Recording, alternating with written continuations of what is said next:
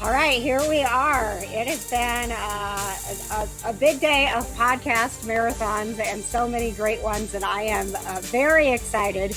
It's like the grand finale of tonight, one of my favorite podcasts, Scene and Nerd. I don't get to talk to you guys enough because Sarah is in Alaska and it makes your time super hard for us to connect.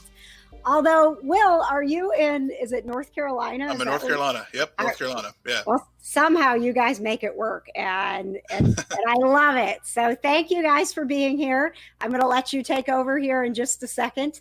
I am in my living room as this is virtual PopCon, and many of us are at home, and so grateful to PopCon that not only were they able to put this together, but it is a full convention. There is a vendor hall with amazing shopping that we'd love for you to check out. There is an international film festival that's going all weekend with absolutely amazing films. We have celebrity panels, fan panels. It is literally everything that you're used to seeing in a convention, and you're getting it all in your living room. So thank you very much for being here with us. Obviously, we would love to be with you in person, but one of the amazing things about the podcast marathon being virtual is that we were able to invite some really amazing talent from all over the world.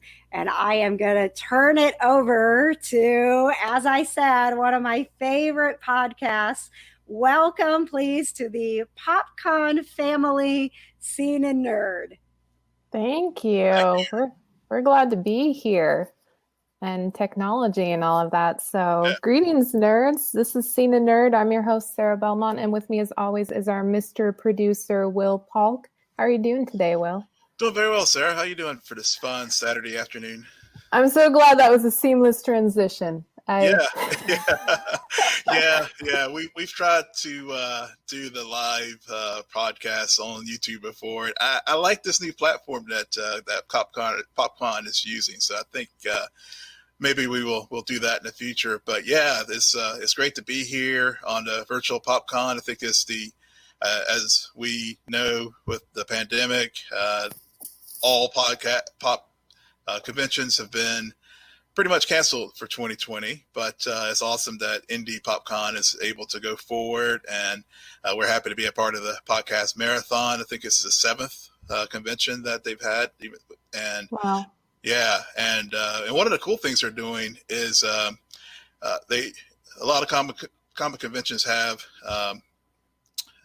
causes that they are supporting, and one of the ones for Indy Popcon is Make-A-Wish kid in the Indianapolis area. So her name's, if you follow the PopCon social media today, there is a link to where you can go donate. She has a heart condition, and she is really big into anime and cosplay and some other things, and she wants to be an artist. So any donation, I think given that this is the seventh PopCon, they're asking for $7 donations. So it's a great idea, great cause, if you feel so inclined to donate. So go check it out.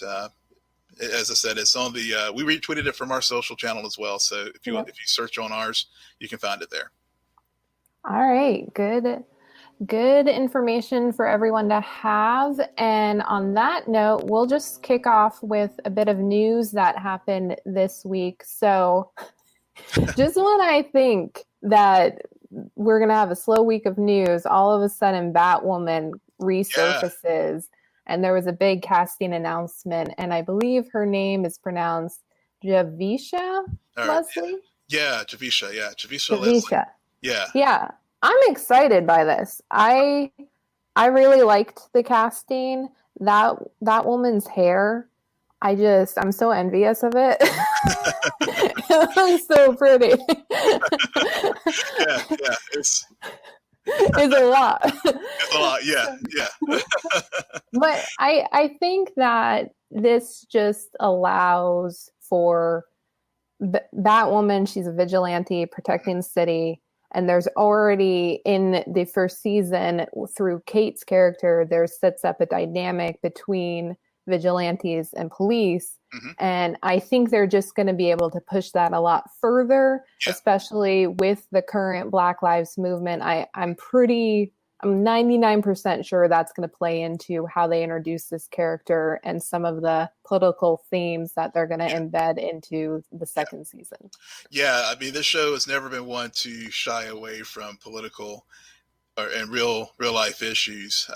As far as the Arrowverse shows, I really think this show and Supergirl are really the ones who in many cases will take issues right off from the headlines and integrate it into their storylines. And this was a real bold and inspired choice because they hit a lot of folks, just like when Ruby was first cast. You are seeing some detractors out there, and you see the stupid people saying go broke, that kind of stuff. But I really enjoyed this casting, and I mean, I'm on record before when the news first broke that Ruby was going to leave the show, that thought that they should just recast Kate Kane. But with this, when I first saw the news about Ryan Wilder, I was like, okay, well, I still was on the let's recast train. And now, since I've seen the casting, I'm keeping an open mind. I mean, there are, as you said, so many possibilities that they can address with this casting. Not only utilizing the whole issues with vigilantism and police misconduct, but also, of course, they could carry many stories forward because this character, just like Kate, is a part of the LGBTQ community. So, there'll still be that dynamic that they can play into. The stories with how season 1 ended, with the Hush faking himself as Bruce Wayne. So, spoiler alert if you haven't watched it. Yeah, sorry, spoiler alert. But forgive me if you haven't seen the show, but that's still, you can still integrate the Batman mythos within the story and still have it there.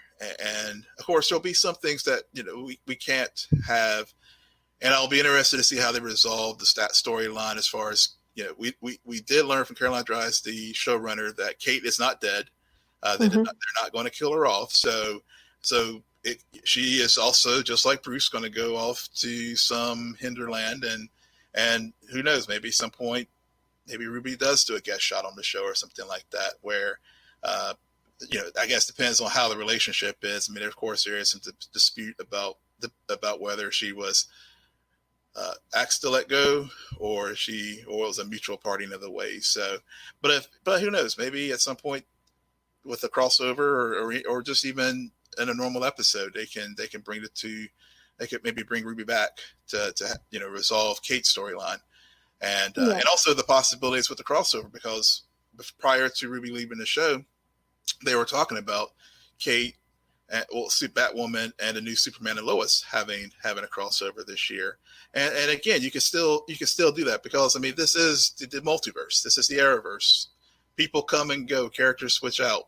We have doppelgangers, so anything is possible as far as the storylines, and I think they'll be able to integrate this new character into the story and into the larger Arrowverse with the crossovers and future storytelling. Right. I continue to just remain very excited and curious about this show, more so than probably any of the other shows. Granted, it continues to be in the headlines, so there's that. But it's interesting because right now, in this very same week, we also got an announcement that Matt Reeves was going to create a Gotham PD show for HBO Max. And another show, the Batman, is still in production. I think they might have resumed shooting. I think they're pretty close. sure. Yeah, I think they're close to restarting. Yes. Yeah. So at what point is it enough Batman? Yeah. There is that risk of Batman saturation, because we also have the Pennyworth show on. Forgot about that one. Yeah, which I still haven't finished, but we have that show. We also have news that remember also with the Flash movie Michael Keaton's Batman Right. is coming back. So there's a whole lot of Batman and Bat family in the DC realm right now, as far as live action, and not even getting into the animated realm with the Harley Quinn show. So, right. And Batman showed up quite a bit in that show as well. So, it does beg the question: when do we start to dilute the product with having Batman everywhere in the various mediums?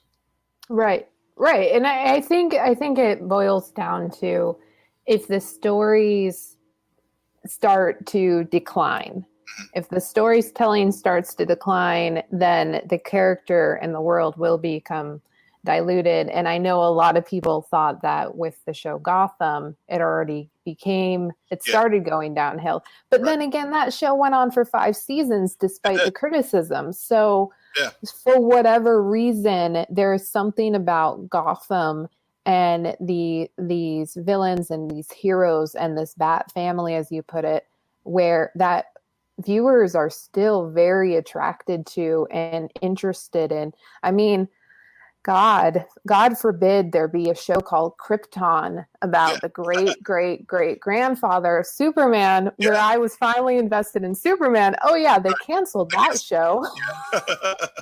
I'm still bitter. I'm still bitter too. It's been about a year or two. We were wrapping up. I think we were in the middle of season 2, and then and about this time last year, and still pissed off about that as well. Yeah, but go watch Krypton if you haven't. They're good first 2 seasons, and at this point, maybe they'll end up on Netflix. Who knows? Maybe. Swamp Thing is coming to the CW. So, even though they're just re-airing the first season, but still. Yeah, still. And then we also got news, speaking about HBO, they canceled Run. I am not surprised. I'm just disappointed. Yeah, I'm disappointed too, because the way the series ended, I won't spoil things, but it definitely, it's like Watchmen in the sense that, and I think from what I gathered, I think reading maybe the report either in the Hollywood Reporter or Deadline or something, one of those 2 trades, I think they were trying to negotiate a second season, but they just couldn't come to terms. So, I think it was a very critical. Critics liked it. I think it had a pretty high score on Rotten Tomatoes for whatever that's worth. I know fans. I think it seems it started out very strong. Mm-hmm. It had a kind of meandering middle, and then the end left you like, had that ending, and so I'm disappointed that we're not going to see what happens with the 2 characters, but there's a lot of TV out there, so hopefully something good will come in its place. But it's very surprising with HBO, because usually they are. It's unusual, it seems, for them to not have a show go more than 1 season if it wasn't planned to be that way. Right. Well, I mean, it's also a surprise when CW loses their main actor. True. In a series, when their contracts, it's well known, people sign up for 6 seasons at minimum. So I think there's a lot of unusualness happening these days. Yeah. But speaking about more TV, The Crown was announced that initially it was announced that the 5th season would be the final season, but the showrunner has changed his mind. Yeah. And now they're set to go for a 6th season. Yeah. I love The Crown. I'm good. Yeah, I'm happy about this news too. I saw that.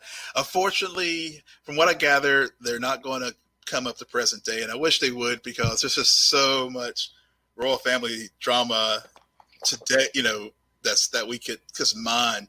But it is getting, I think, from what I gathered, they're just expanding the story in the 5th season and be able to get more in depth with some of the items the topics that they were going to cover during the 5th season. And I know they had just recently cast a new Queen Elizabeth.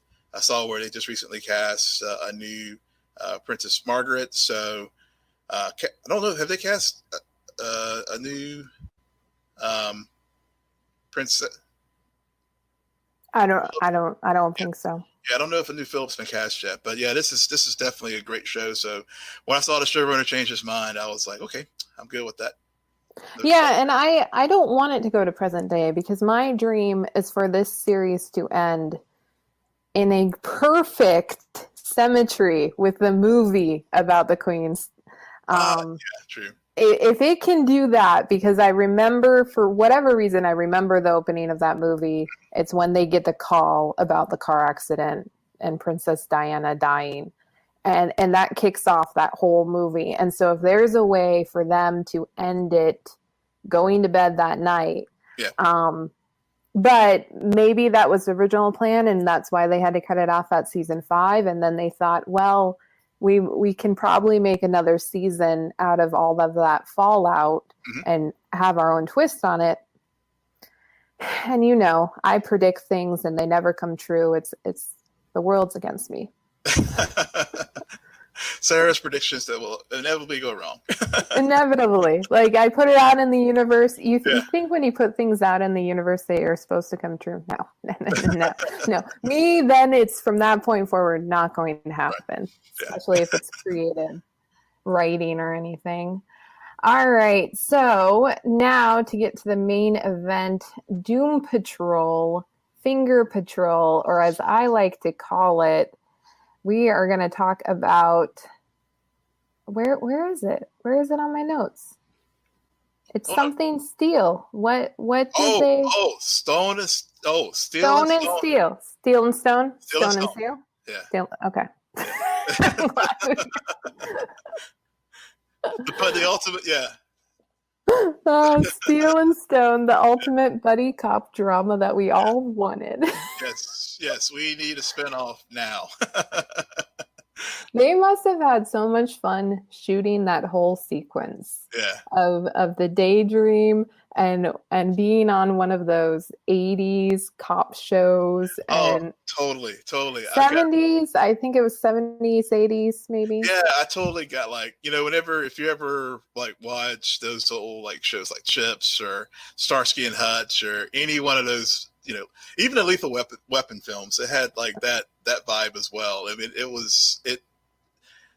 was just that whole montage captures one of the most brilliant things about this show, especially given all the other things that are going on in the episode.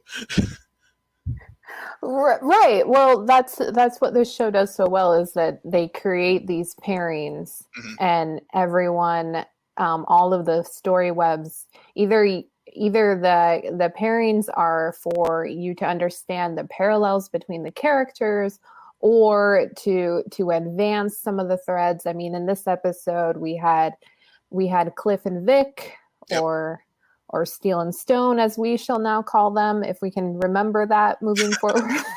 Yeah. I'm marking it now. Which Cliff, it was all about.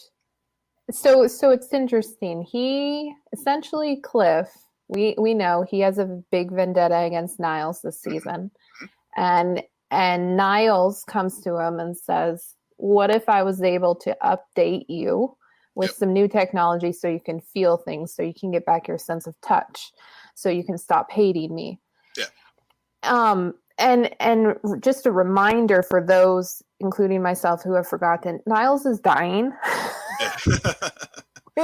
which, if I recall correctly, was a really big plot point a few episodes ago.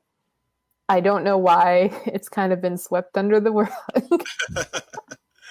Well, it hasn't been exactly swept under the rug. I mean, it's there, but thankfully, unlike some other shows, they just don't belabor the point, given that they only have 9. Originally, it was supposed to be 10 episodes to film this second season. So, right. They don't have a ticking timer. Just follow Niles around and say tick tick tick tick tick. He has day whatever of however many left. So what are your thoughts on everything that Vic and Cliff do in this episode? So with their pairing, it's it's always fun to see the two robots together. The robot doing the robot, thinking about last week's episode where Vic walked by Cliff whenever he was high on X. But we talked earlier on an earlier podcast about the pairings of the team, and this pairing for some reason just really works well, and especially given how both of them, how they became their cybernetic beings, are really two different stories. So, with Vic, it was the lab explosion and everything, and Silas Stone rebuilding him to better his son and to allow his son to live. Niall's motivation was basically finding Cliff, and again, his motivation was in building and killing and doing taking Cliff's brain was to basically find a way to help make himself live. As far as Niall, now that we've learned that because of the deal he made at the beginning of the season, his immortality he's dying now. So it's really to see the two of them, their motivations are for and how they became into being. It's always good to see them paired up, especially whenever I think about the scene when they go to Detroit after Vic and Cliff have the conversation about touch and Vic and Cliff wanting to know, do you feel things? And of course he's like, oh yeah, my father programmed the tactile sensations, during my first surgery. And so they go to Detroit and then they do encounter Silas, and they're walking through the park and to discuss his, they bring it up to Silas. Hey, can you rebuild me? And provide some enhancements. And Silas's reaction was very, we see, Vic doesn't fall too far from the tree as far as the arrogance and the self-righteousness, because his father had that just visceral reaction to Cliff saying that, and really bringing to the fore the anger that he has towards Niles Calder. And instead of being compassionate and trying to understand what Cliff is dealing with, he just takes all his anger and all his feelings that he has about Niles and basically refuses to help Cliff. I mean, he calls what Niles did essentially manslaughter. I mean, so you do need to pair those two individuals off for both of their stories to work. And then with Cliff and the car, I'd like to hear what your thoughts are as far as not only what we learned about Vic, but also Cliff's unexpected moment of I don't fill in the blank from Cliff that I didn't expect to see. Well, it was interesting because I think that he exhibited a lot of what we see in Rita. This desire, well, I'm stuck. This is who I am now. There's no changing that. What can I do to better myself? And so I'm going to be a hero. And it was a really good setup for it, because they're in the car and Vic is trying to sympathize, especially after what his father said, with Cliff. And so he takes him out on a patrol for some weird reason. Yeah. And then at the end he just so happens to witness a car being stolen, and he interrupts it and steals a finger. Yeah. He steals himself a finger for a person. Yeah. Gross. Yeah, that was a very, that moment was very disquieting. Yeah, well, I kept thinking the whole episode, why is this called Finger Patrol? Yeah. When are we gonna get there? And we got there, and they made it work, and everything. What's also funny about Cliff and Vic is I think this is the first time in this show that Cliff has actually given good advice. Yes. As he explains to Vic what you have to do to get Ronnie back. And essentially all it is basically, I'm sorry I screwed up. and I appreciated how that's all he said. He said exactly what Cliff told him, and then they're back in bed together. And we find out more about Ronnie, and we find out that she was a super soldier, and her scars are actually, in a way, not from the war itself, but from her abusing that power and then ultimately having it taken away. And which just makes me want to see where they go with that, especially for Vic or any of these other characters who are still just starting to get an understanding of the power that they do hold despite their circumstance. So I was not expecting that, but it was a nice little touch, and it also just gives her more of a character and a purpose to be on the show as opposed to just a love interest. Yeah, it definitely provided some additional depth to her character, because when we first saw her, she was sort of played the role of kind of helping Vic recognize his trauma and everything. And whenever she calls him out, whenever they were leaving the group earlier, I think it's the third episode, where they encounter the kid who was trying to shoplift, pickpocket or whatever. They basically, had that moral discussion about giving people second chances and those types of things. And again, as I said earlier, thinking about seeing how Silas reacted to giving Cliff enhancements and that self-righteous and arrogance, it does filter down to Vic as well. So, it was good bringing Silas back to in this episode, because it was a good way to see how Vic is now starting to grow a little bit from that person we saw just a few episodes back. In particular, given given the test that Ronnie gave him, which was to see if he would, see what would happen whenever she sent those files about her war, her history in the war. So and so with Vic, and starting out the episode with the nightmare that he had, where they were on their date, and he dreams of her creating a cyborg gun, and then she he also does it and stuff, and then it would, and then realizing that actually no, he does have an emotional connection to this character. So when you think about we're talking with the journey of touch. I mean, with Cliff is touch in multiple levels. One is tactile touch, but also emotional, given he's trying to get to his daughter. With Vic, the emotional touch, the touch is a touch of emotions, and Vic experiencing emotions that he that he hasn't really experienced before, because Ronnie is the first person that he's been with since he has become cyborg. And that was a funny little joke in the story where they were taking bets whether or not he was fully. I'm pretty sure Cliff was betting against himself, but anyway, probably was. But but again, I think it was just a good way that they utilized this to have Vic,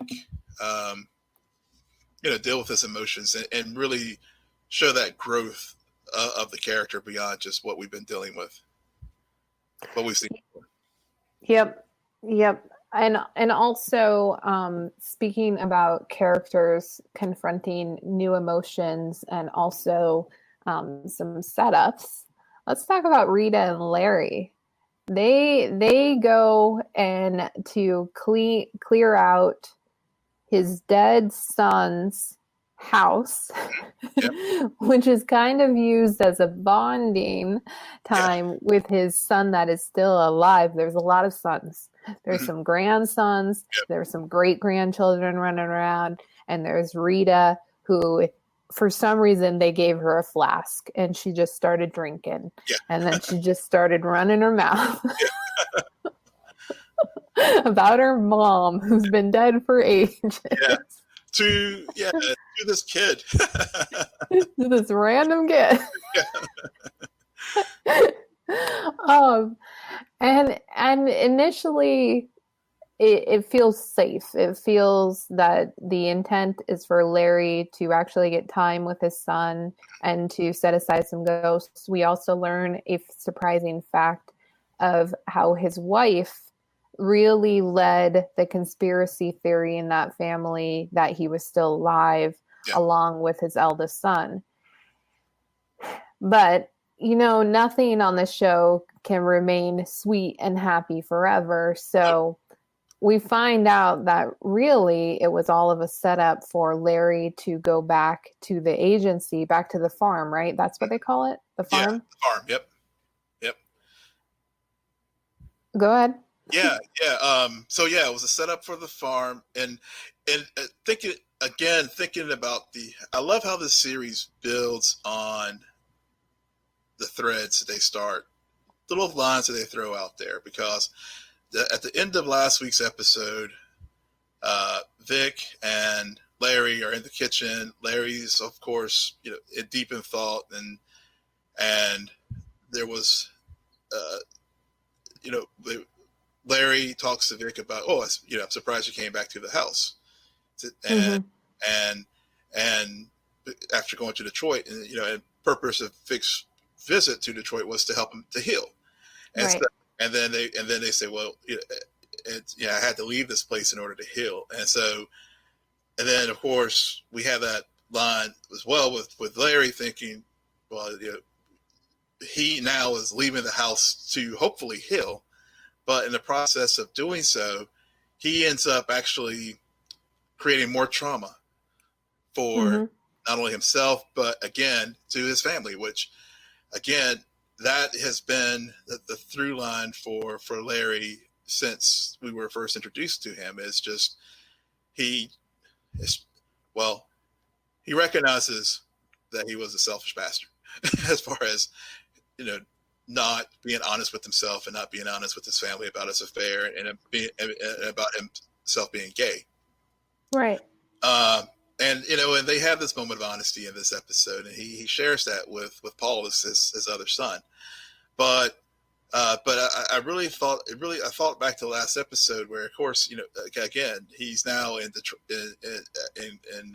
was it Greensboro, and hoping to go there to get some peace and to really start to heal and bring his family together. And now that happened with the DOD and the Bureau of Normalcy. So it's just like,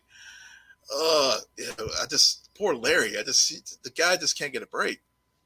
Right. Well, and in my opinion, he hasn't really done that much. And so it sort of came out of the blue.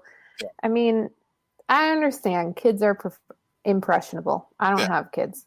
So I'm going to say this. How much damage could he have done? He was only around for a limited period of these kids' lives. Yeah.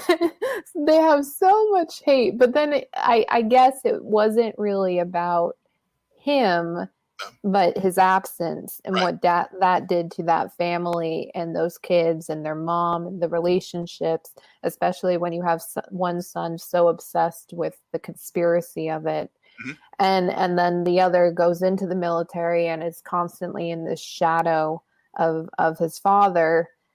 So it's interesting how, in a way, I think there was sincerity with the son trying to, like when he first hugs his father, I think that was a sincere moment. Yeah. But even though you want to forgive, you can't really forget it. And that's where the turn comes in and the ultimate kind of, Larry, you're just a curse for your own family, because Larry's able to get away and Rita protects the grandchildren that she's bonded with so much, clearly. Yeah. leaving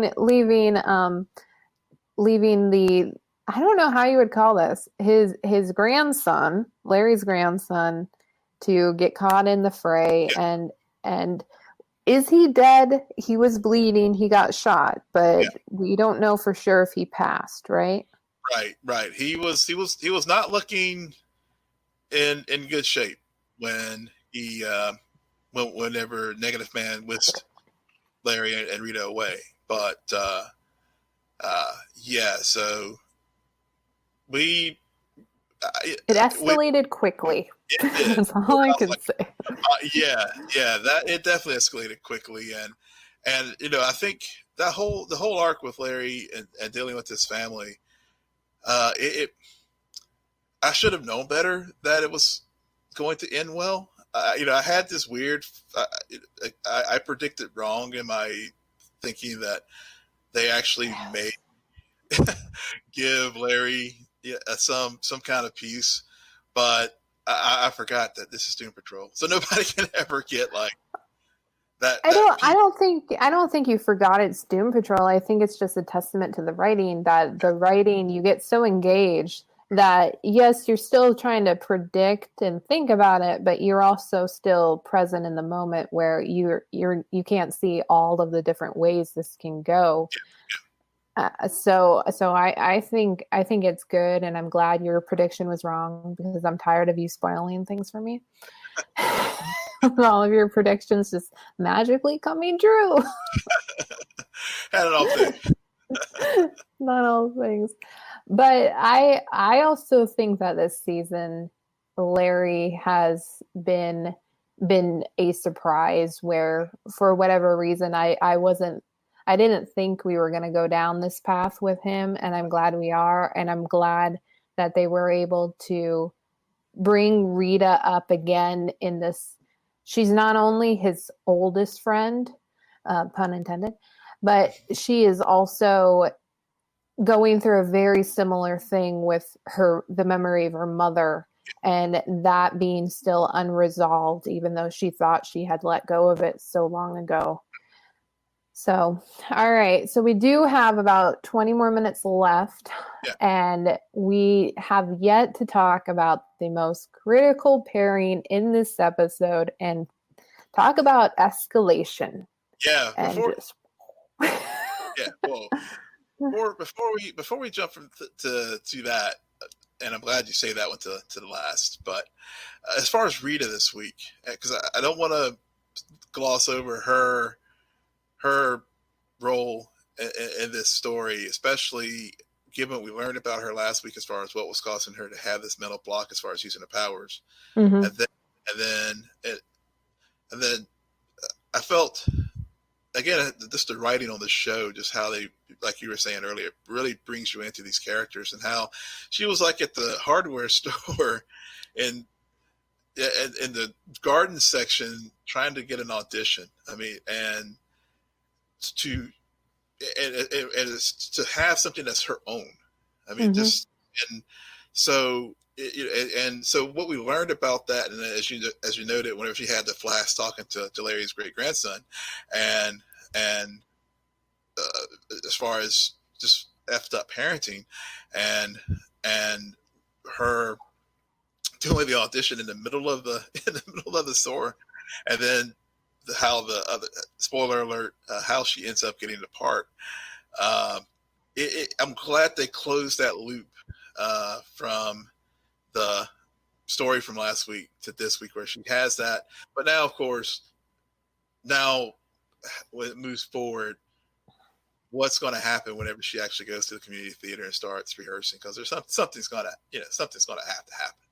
Of course, Will leaves this episode thinking, what's going to happen with Rita in this performance? Exactly. Meanwhile, I'm just dead set on what is going on with Jane. The underground went into attack. Dorothy's the villain of this season. Dorothy makes the apes from the Planet of the Apes look sympathetic. I mean, she just She just is a villain. Okay, she's not nice. She's not a nice little girl, as we find out in this episode, where Niles, who always has the best plans for these people, always thinks he can make it better. He decides Baby Doll and Dorothy should become best friends, and they are for about 5 minutes. Yeah, you have someone who's 103 quarters, and you have Baby Doll who is like pressed down in the underground and who has even greater powers than we ever imagined. What could possibly go wrong with having these two unsupervised? Yes. Where was the babysitter? It's one thing to set up a play date, Niles, but you actually have to monitor it. Monitor. I mean, it's a parent. You don't just let two monitors go off and do their own thing. Right. And I want to talk about what you just brought up in the sense that they clearly carried over Dorothy coming to terms with both her age, but this mindset that she's still a little girl because she appears to be a little girl, which is a very interesting contrast to Jane, albeit Baby Doll, who we learn is a manifestation because the girl, she represents the girl's happiness and innocence in a time when all you do want to do is just spin around in a circle and fall on your butt. That's for whatever reason. Kids are dumb. That's what you do. And it's interesting because in a way, I also think that despite all of Dorothy's imaginary friends, she doesn't have a baby doll. She doesn't have someone where she hasn't, she's in this weird place of where she's been being treated as a child. She's clearly older than a child, but she also doesn't have life experience. So she doesn't know how to be an adult. Everything's new. So she still has this innocence, but she's missing that joy. Yeah. I think she's missing that joy. And I like how they brought it up, which just sealed the fate moving forward. Granted, we don't really know what happened in the last 5 minutes. Yeah. Spoiler alert. I don't think we may have seen the last particularly one of the members of the underground, because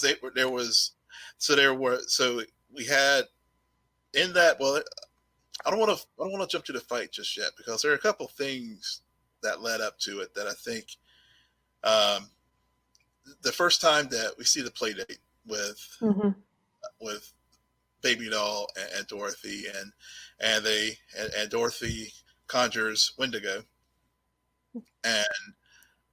and just like any play date, the kids are trying to fill things out. They're trying to set the rules and set parameters. And Baby Doll just innocently taps Wendigo. But right.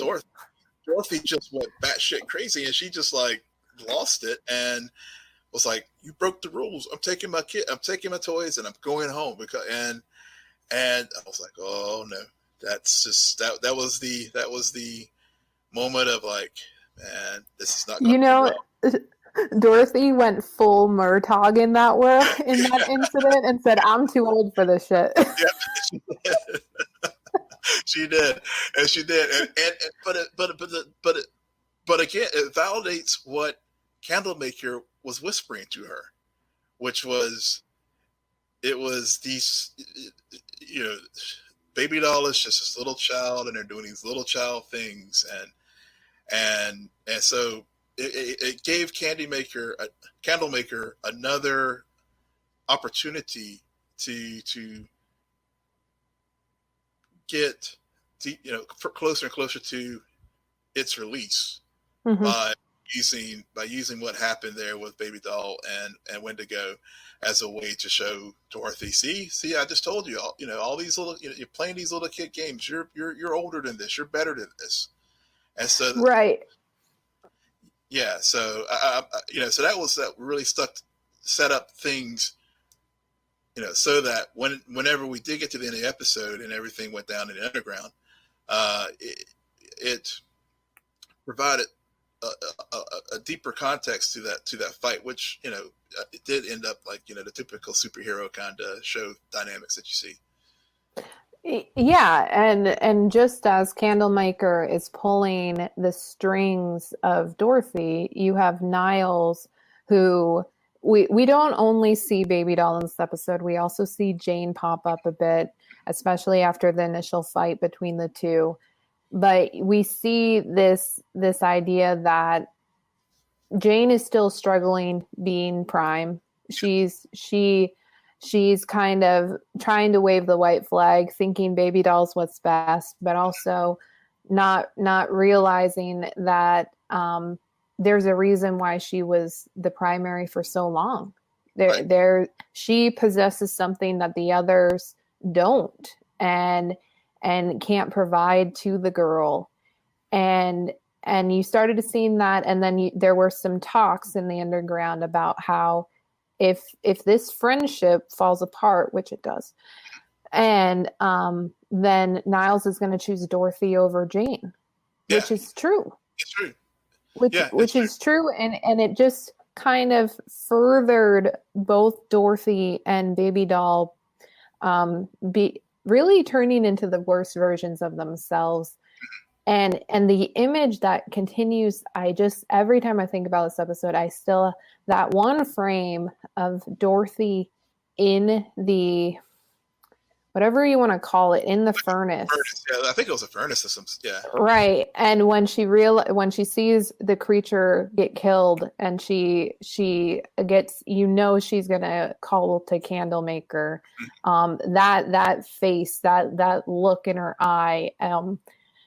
I tell you, she should be on Planet of the Apes. Like, where's Caesar to save the day? Yeah. Well, she was trying to get. I can't remember the. I think it was I can't remember the name of the conjurer. I think it was Monty or something. I can't remember it either.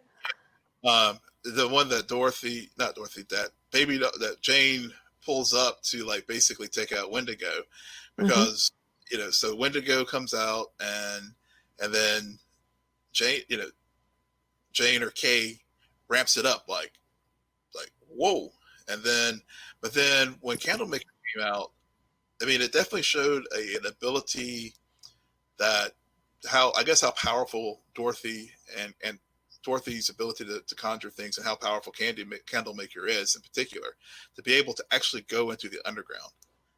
And I mean, I was like, holy crap, as I was watching it, Candlemaker is actually in the underground fighting all of the 64 personalities that are there. And I was hoping Hammerhead would like save the day, but Hammerhead had the voice of reason earlier in the episode, so I was hoping that she would be able to take care of it and protect.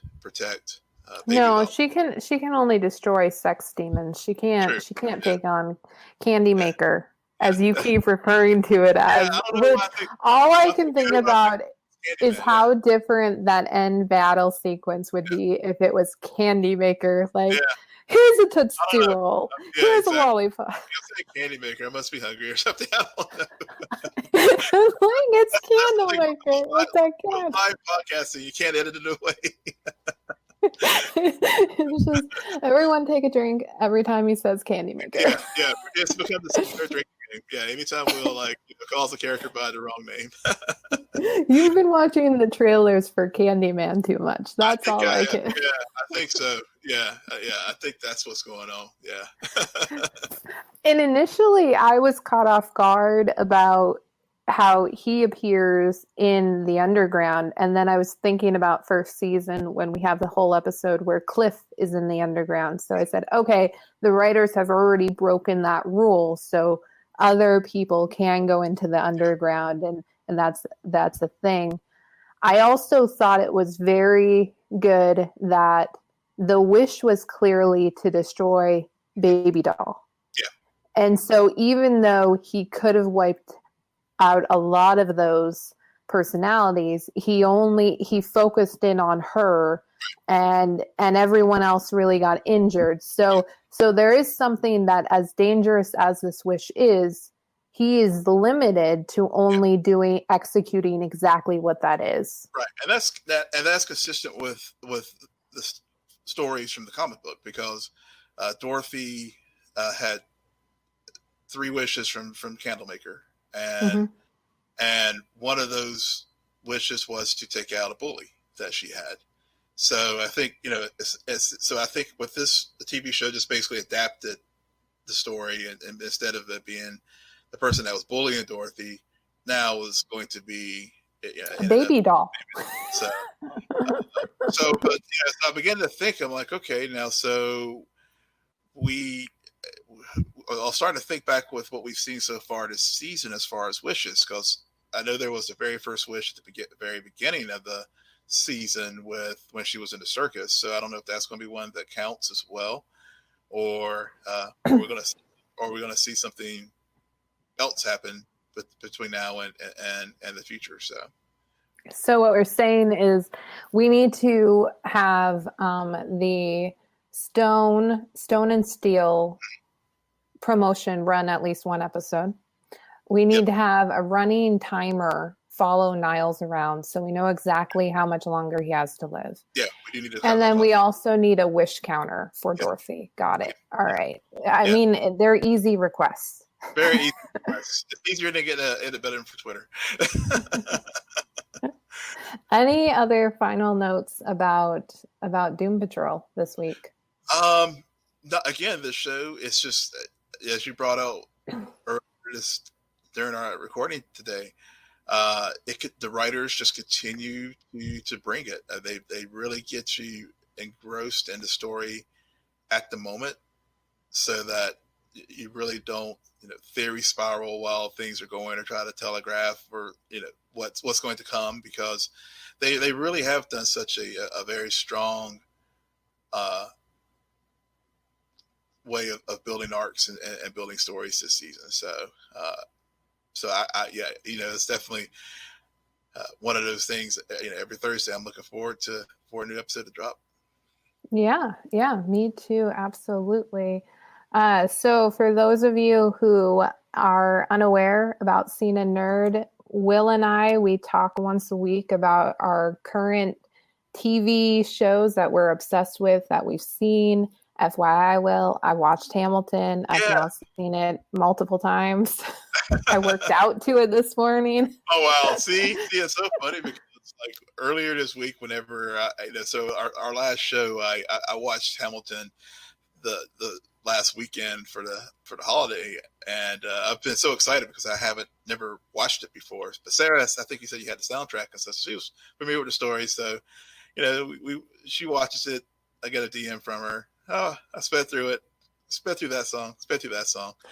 Fast forward to I think yesterday or Thursday, I watched Hamilton and she was like, "Well, I'll let you pick up the story from there." No, I think I watched it with my dad, and so watching it with somebody else, and before I knew the songs because I had the CD, so I kind of, but it's an experience, and it is what it is. So, but yeah, I followed up on that, so we're all good there.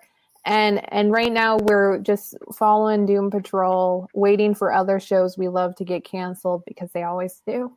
Yeah. So I have a feeling we'll have Doom Patrol at least season 3. Yes. Yeah. It's too good. It's too good for them to cancel. Granted, I thought the same thing about Krypton. Still bitter. Yeah, me too. But but we're also tracking DC Stargirl right now. That's another DC show, and of course we're waiting, just like everyone else, for Umbrella Academy and The Boys to come out. So not Umbrella Academy. Oh, really? Okay. But actually, you know what? Did we even finish Umbrella Academy? We have to do this post-show. Yeah. Will, I'm going to sign us out. Why don't you tell our listeners where they can find you? You can find me on Twitter at Will M Polk, WILLMPOLK. But I am looking forward to The Boys season. And you can find me at Twitter at SJ Belmont. And we're all looking forward to The Boys. I just have an issue with Umbrella Academy. That was all. Thank you guys so much for joining us.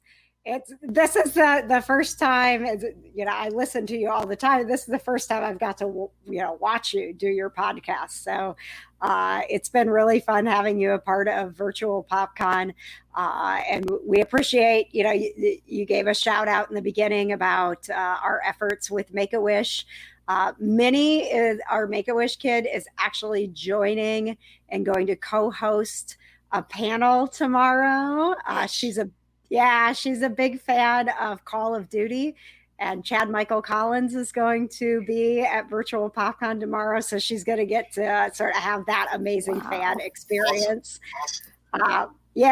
So thank you guys very much. This shirt, by the way, is, if you get this shirt, a portion of the proceeds go to support Minnie's Wish as well. So you can donate $7 in honor of PopCon's 7th anniversary, or you can get the t-shirt that said, "I was here the year that we weren't actually together." That we weren't here. But hey, Sarah, I was always joking about getting Sarah to a Comic-Con. So thank you, KJ. We have accomplished that. We have attended our first Comic-Con together.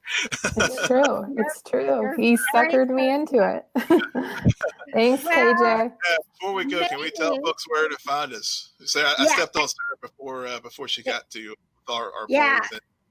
No, I was totally going to ask you that one more time, just to kind of let everybody know, not only social media, but where they can subscribe and follow and become a loyal listener like I am of Scene and Nerd. Thank you. You can follow our crew on Twitter at Scene and Nerd, friend us on Facebook, follow us on Instagram, but most importantly, rate, subscribe, and comment on Apple Podcasts, Spotify, YouTube, Stitcher, or wherever you get your podcasts. All right, guys. Have a great evening. We will hopefully see you again soon. Thanks again for being a part of the marathon. Thanks for having us. Thank you. All right. Bye-bye.